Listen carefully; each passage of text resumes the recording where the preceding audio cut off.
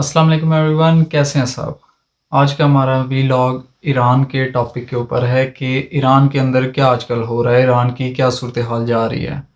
और ईरान के ऊपर बात करने से पहले एक जनरल बंदा व्यू देखा जाए ओवरऑल रीजनल कॉन्फ्लिक्ट्स का, तो जो हमारा खिता है जहाँ हमारा मुल्क वाक़ है,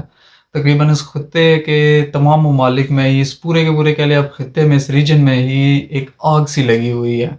आप देखें कि अफ़गानिस्तान में नई हुकूमत तो आ चुकी है अफ़गान तालिबान की, लेकिन उसके बाद से जो दाइश ने कार्रवाइयाँ शुरू की, यानी कि मस्जिदों वगैरह में जो कोई भी हमले वगैरह उन्होंने शुरू किए, वहाँ पे भी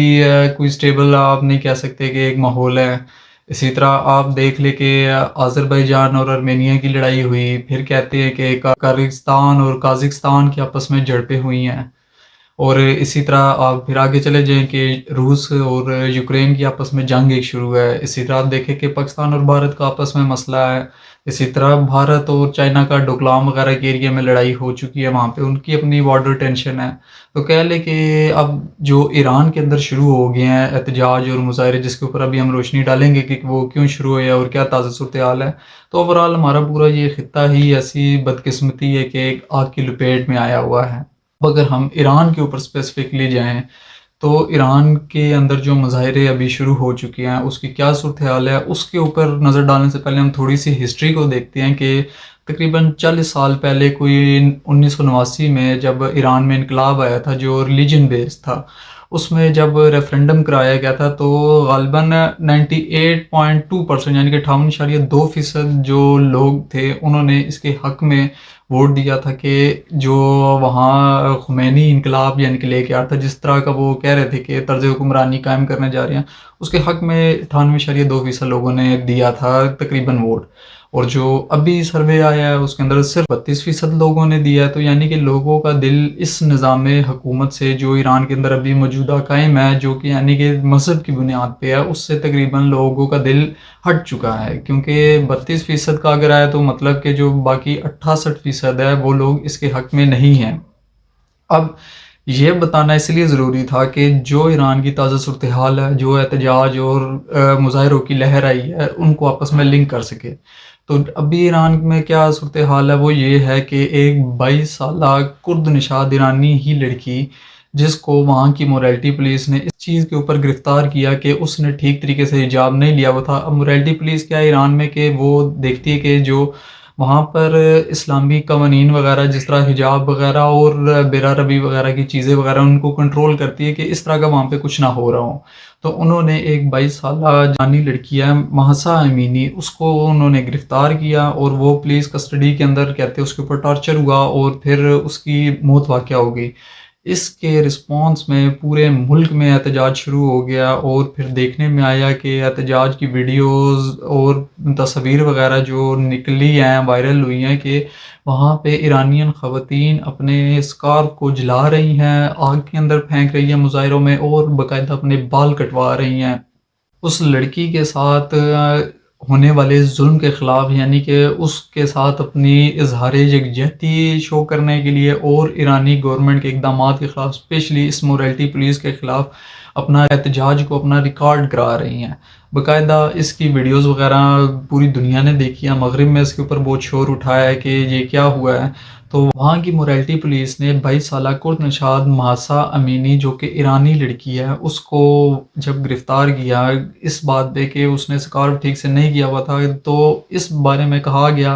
कि उसके ऊपर पुलिस कस्टडी के अंदर ही टॉर्चर किया गया है, दौराने हिरासत उसके ऊपर टॉर्चर किया गया है, जिसकी वजह से उसकी मौत हुई है। तो इस मौत की वजह से पूरे मुल्क में एक मुज़ाहरों की लहर शुरू होगी, जिसमें औरतों ने बाकायदा अपने स्कार्फ़ एहतजाज के दौरान आकर सरेआम अपने स्कार्फ़ को आग में फेंक के जलाया और अपने बालों को कटवाना शुरू कर दिया।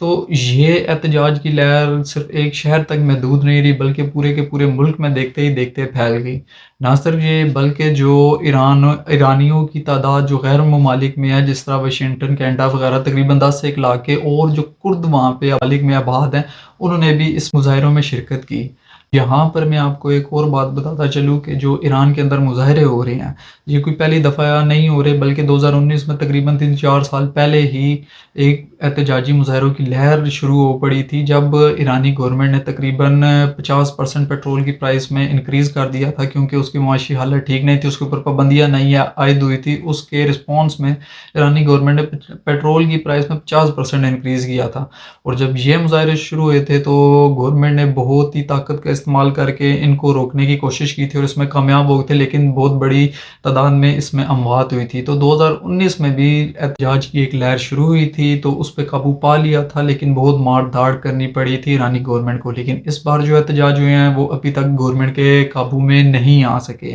وہ کس طرح سے کہ تقریباً 350 کے قریب ابھی تک اموات ہو چکی ہے، جس میں 40 سے 50 کہا جا رہا ہے کہ بچے بھی شامل ہیں، خواتین بھی شامل ہیں۔ تو اس حد تک تشدد کرنے کے باوجود ایرانی گورنمنٹ ان احتجاجی مظاہروں کے اوپر قابو نہیں پا سک رہی، اور یہ پورے کے پورے ملک کے اندر ہر تقریباً شہر کے اندر یہ احتجاجی مظاہرے شروع ہو چکے ہیں۔ اور سب سے بڑی بات یہ کہ اب یہ کسی ایک سیکٹ وغیرہ کے نہیں ہیں احتجاجی مظاہرے، بلکہ تقریباً اس میں تمام اقلیتیں اور تمام مسلک کے لوگ شامل ہیں جو ایرانی گورنمنٹ کے خلاف پروٹیسٹ کر رہے ہیں۔ دوسری بات ایک یہ بھی میں بتاتا چلوں کہ صرف جو مظاہرے ہو رہے ہیں یہی ایک چیز نہیں ہے، بلکہ گورنمنٹ کے حق میں بھی ریلیز نکالی گئی ہیں، اور نہ صرف ریلیز نکالی گئی ہیں بلکہ وہاں کی عورتوں نے بھی حجاب کے حق میں مظاہرے کیے ہیں۔ لیکن اس کے برعکس وہاں پہ بھی کہا جا رہا ہے کہ 2 ایکٹریسز ہیں، بڑی مشہور ہے ایران کی، انہوں نے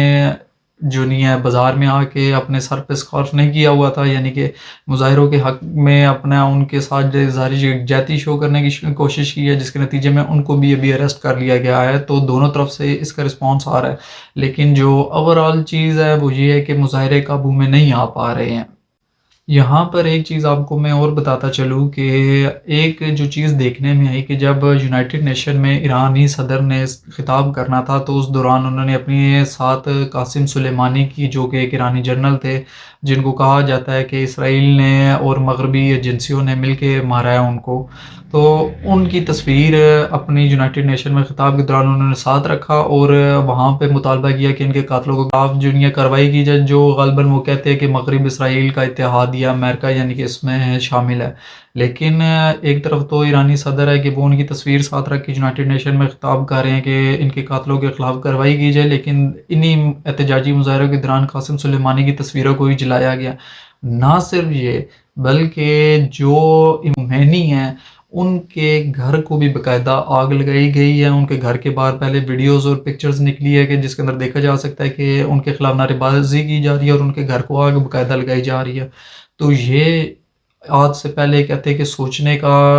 تصور بھی نہیں تھا کہ 1979 کے بعد سے جب سے انقلاب آیا اس طرح کا کوئی اقدام خمینی کے خلاف، یعنی کہ جن کی قیادت میں انقلاب آیا،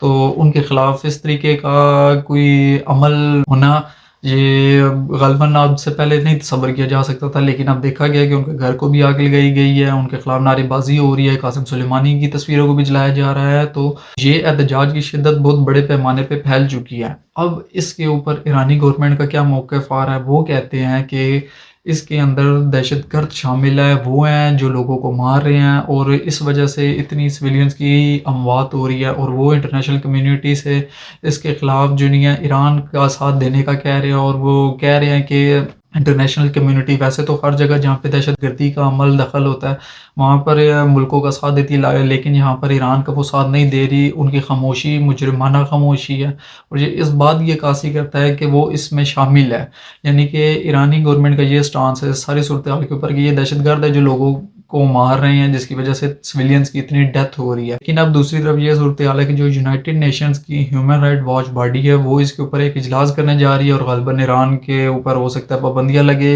اس کو جو نہیں مذمت کی جائے گی، اور دوسری طرف جو نہیں ہے ایران کہہ رہا ہے کہ یہ دہشت گرد کرا رہے ہیں، لیکن جو ایران کی اپنی ہیومن رائٹ واچ کی آرگنائزیشنز ہے وہ کہہ رہی ہے کہ کسی بھی صورت اس چیز کے اوپر دھیان نہ دیا جائے جو ایران کا موقف ہے، ایرانی گورنمنٹ کا جو موقف ہے، کیونکہ اگر ان کا مقصد یہ ہے کہ کسی طرح انٹرنیشنل کمیونٹی اس چیز کو دہشت گردی تسلیم کر لے تو ایران کو موقع ملے گا، وہ بڑے پیمانے پر جو نہیں ہے کریک ڈاؤن کر کے، جس طرح بھی 350 کے قریب ہلاکتیں ہوگی جس میں 40 سے 50 بچے اور خواتین ہیں، تو وہ اور بھی بڑے پیمانے پہ کریک ڈاؤن کر کے، دہشت گردی کا اس کو نام دے کے وہ ان مظاہروں کے اوپر قابو پانے کی کوشش کرے. تو ایران کی جو اپنی ہیومن رائٹس واچ کی آرگنائزیشنز ہیں وہ اس کو ایرانی گورنمنٹ کی ایک چال قرار دے رہے ہیں، لیکن دوسری طرف United nations human right watch کی جو باڈی ہے وہ اس کے اوپر اب اجلاس کرنے جا رہی ہے، جو ایران کے لیے بڑا ایک سر درد بنے گی.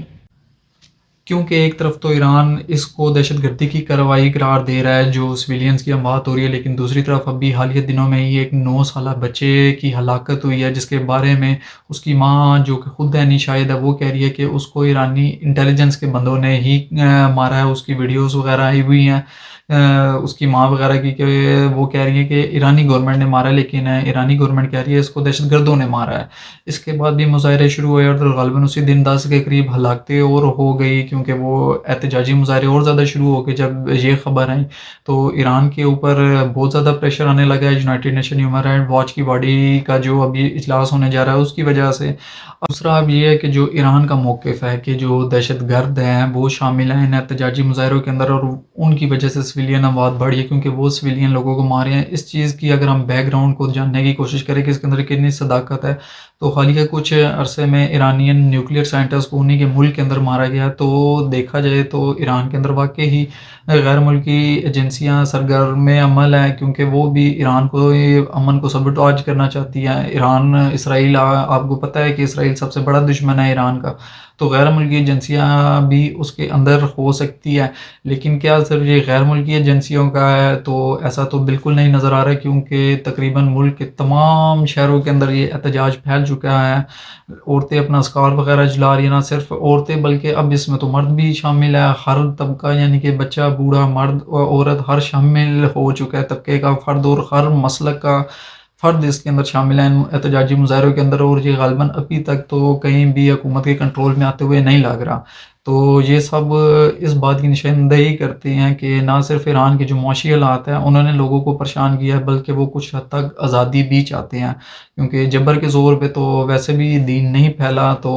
پاکستان کا ماڈل اب آپ کے سامنے ہے کہ جنہوں نے پردہ کرنا ہوتا ہے وہ اپنی مرضی سے کرتے ہیں، جنہوں نے نہیں دوپٹہ وغیرہ لینا ہوتا ہے وہ نہیں لیتے، لیکن ڈنڈے کے زور پہ تو نہیں ہے. اور اس طرح کا مسئلہ کبھی پاکستان کے اندر نہیں آیا، لیکن جو ایران کے اندر احتجاجی مظاہرے ہیں ان کے اندر صرف یہ کہہ دینا کہ غیر ملکی ایجنسیاں انوالو ہے، یہ تو اپنے مسائل کو دوسروں کے سر پہ پھینک دینے والی بات ہی نظر آ رہی ہے. لیکن حقیقت یہ ہے کہ وہاں کے لوگ بھی کچھ حد تک آزادی اب چاہ رہے ہیں کہ وہ اپنے معاملات کو ڈنڈے کے زور پر نہیں بلکہ کچھ اپنے معاملات کو اپنی مرضی کے مطابق بھی اپنے مسئلوں کو وہ حل کرنے کی طرف جا سکے، اتنی آزادی ان کو حاصل ہو. تو ایران کی یہ صورتحال ہے جو میں نے آپ کے سامنے رکھی. باقی آپ ان ساری فیکٹس اینڈ فگرز کو دیکھنے کے بعد خود اپنا ایک انالیسس بلڈ اپ کر سکتے ہیں کہ واقعی ایران کا اس بارے میں موقف ٹھیک ہے، یا غیر ملکی میڈیا ہے ان کا موقف ٹھیک ہے، یا وہاں کے لوگ ہیں وہ کیا اس بارے میں سوچ رہے ہیں. آیا کہ وہ کسی غیر ملکی ایجنسیوں کی حمایت پر یہ سب کچھ ہو رہا ہے، یا پھر ایران کے واقعی لوگ خود بھی اپنے معاشی حالات اور حکومت کی طرف سے لگائی گئی سخت پابندیوں سے تنگ ہے. تو اس کا بہتر فیصلہ اب آپ خود کر سکتے ہیں ان تمام حقائق کی روشنی میں. آئی ہوپ آپ سب کو میرا ولاگ پسند آیا ہوگا، تو مجھے اپنی دعاؤں میں یاد رکھنا، اپنا بہت سارا خیال رکھنا. اللہ حافظ.